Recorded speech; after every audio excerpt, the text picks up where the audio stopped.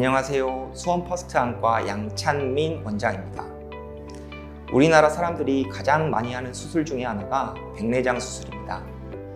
많이 하는 수술인 만큼 백내장 수술을 둘러싼 잘못된 정보가 많은데요.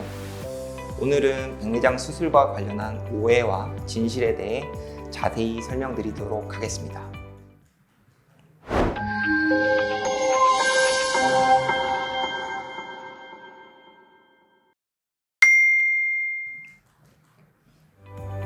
일시적으로 시력을 교정해주는 컨택트 렌즈는 착용하는 동안 각막 모양을 변화시킵니다. 렌즈를 뺀 후에도 각막 모양이 돌아오기까지는 시간이 조금 걸립니다.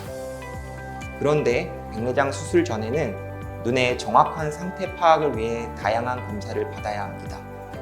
렌즈를 착용하고 생활하는 중에 정밀 검사를 받는다면 각막 모양이 변형된 상태이기 때문에 검사 결과가 정확하지 않을 수밖에 없습니다. 따라서 정확한 눈 상태를 파악하고 검사하기 위해 소프트 렌즈는 수술 1주 전부터, 하드 렌즈는 수술 2-3주 전부터 착용을 중단해야 합니다. 수술 부위가 아물기 전에 물이 들어갈 경우 안내염이 발생할 수 있기 때문에 수술 후 일주일 동안 세수와 머리 감는 것을 제한합니다. 따라서 수술 전에 미리 깨끗하게 세안과 목욕을 하시는 게 좋습니다. 당뇨, 고혈압과 같은 내과적 질환으로 약을 복용하는 분은 수술과 상관없이 당일에도 약을 복용해야 합니다. 단, 와파린과 같은 강한 항응고제를 복용하는 분이라면 의료진과 상담 후 일정 기간 복용을 금지해야 합니다. 백내장 수술은 출혈이 심한 편은 아니지만 이러한 약물 복용으로 인해 수술 중 출혈이 발생 시 피가 잘 멎지 않을 수 있습니다. 수술 당일 컨디션을 조절을 위해 수술 3일 전부터 금주해야 합니다. 백내장 수술 후에는 항생제, 소염제, 인공눈물 등을 점안해야 합니다. 수술 후 예민하고 민감해진 눈은 각종 균의 위협에 취약한 상태입니다.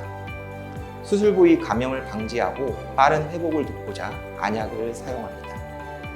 병원에서 안내하는 시간과 횟수에 맞게 안약과 인공눈물을 점안하길 바랍니다. 전자기기를 보는 것은 수술 후 회복과 눈 관리에 도움이 되지 않으므로 수술 당일에는 눈을 감고 충분히 휴식을 취하는 것이 좋습니다.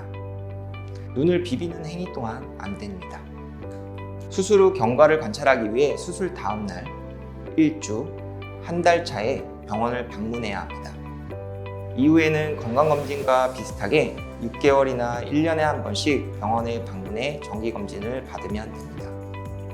단, 갑작스러운 시력저하, 안통, 심한 충혈이 있을 때는 병원으로 오셔야 합니다.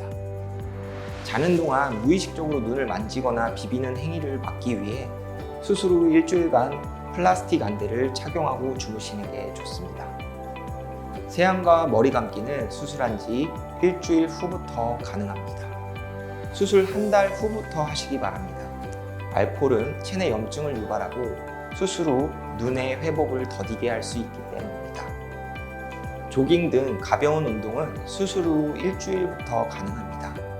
그러나 격투기, 복싱, 구기 종목 같이 안압이 상승하거나 눈에 무리를 줄 수 있는 심한 운동은 수술 한두 달 후부터 가능합니다. 수술 한 달 후부터 가능합니다. 파마와 염색에 사용되는 약품은 휘발성이 강하기 때문에 직접 눈에 들어가지 않더라도 눈에 자극을 줍니다. 약이 눈에 들어가게 되면 눈에 염증을 일으킬 수 있습니다. 빠른 회복을 위해서 수술 후 한 달간은 파마와 염색을 하지 않는 것이 좋습니다. 목욕탕과 사우나 같이 고온 다습한 환경은 수술 부위에 감염이나 염증을 유발할 수 있습니다. 따라서 수술 후 어느 정도 회복 기간을 거친 한두 달 후부터 이용하는 것을 권합니다. 오늘은 백내장 수술에 대한 진실과 오해에 대해 말씀드렸는데요. 영상 내용이 유익하셨다면 구독과 좋아요 부탁드립니다.